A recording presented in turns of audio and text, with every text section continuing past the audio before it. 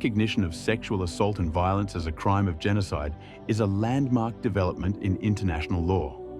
It represents a shift from a historical blind spot to a codified international crime, primarily established through the work of ad hoc international tribunals in the late 1990s.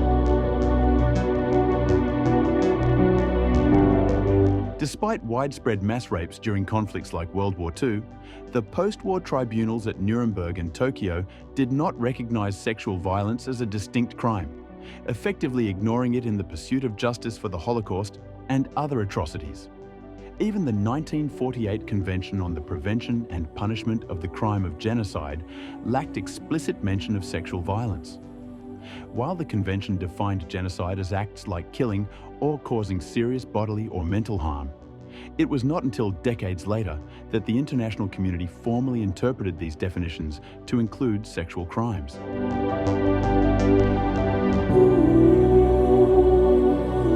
The widespread systematic use of sexual violence during the conflicts in the former Yugoslavia and the genocide perpetrated against the Tutsi in 1994 in Rwanda forced a global reckoning.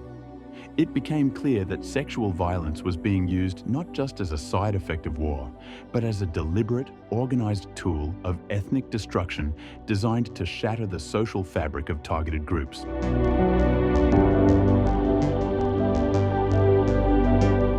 The crucial legal turning point came via the International Criminal Tribunal for Rwanda, ICTR, in the trial of Jean-Paul Akayesu.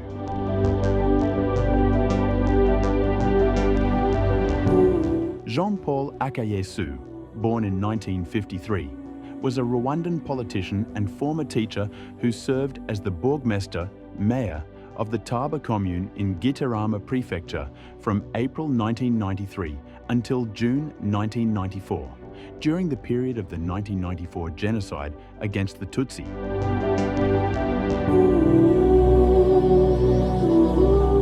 High authority. As the Bourgmester, Akayesu was the highest executive authority in his commune. He was responsible for maintaining public order and security, commanding the local communal police, and administering justice. Change of course. This stance dramatically reversed around April 18th to 19th, 1994, following a meeting with interim government leaders who were orchestrating the genocide. Akayesu donned violence as his modus operandi, trading his civilian suit for a military jacket.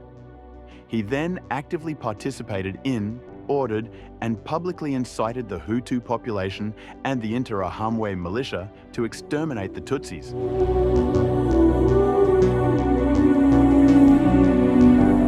Akayesu was the subject of the first ever conviction for the crime of genocide by an international court, the Hague Convention of 1948.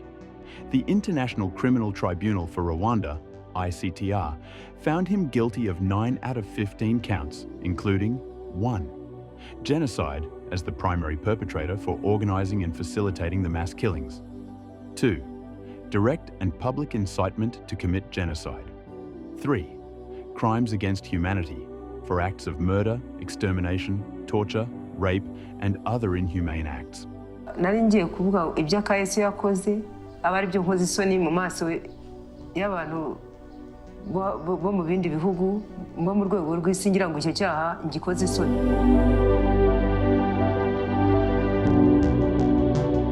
The Akayesu case is historic because it was the first time an international court defined rape.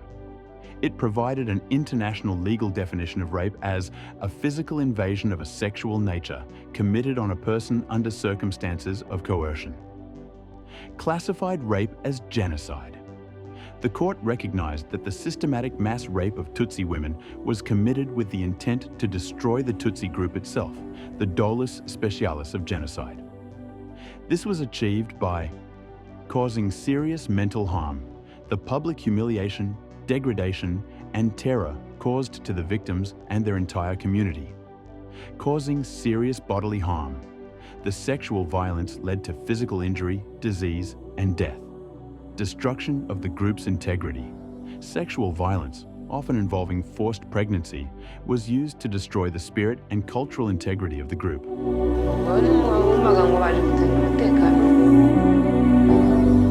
Following the Akayesu precedent, the international community solidified these definitions in the Rome Statute of the International Criminal Court, ICC, adopted in 1998 and enacted in 2002. The Rome Statute formally lists rape, sexual slavery, forced pregnancy, and enforced sterilization as crimes against humanity and war crimes. Crucially, it confirms that when these acts are committed with the intent to destroy a national, ethnical, racial, or religious group, they are to be prosecuted as genocide.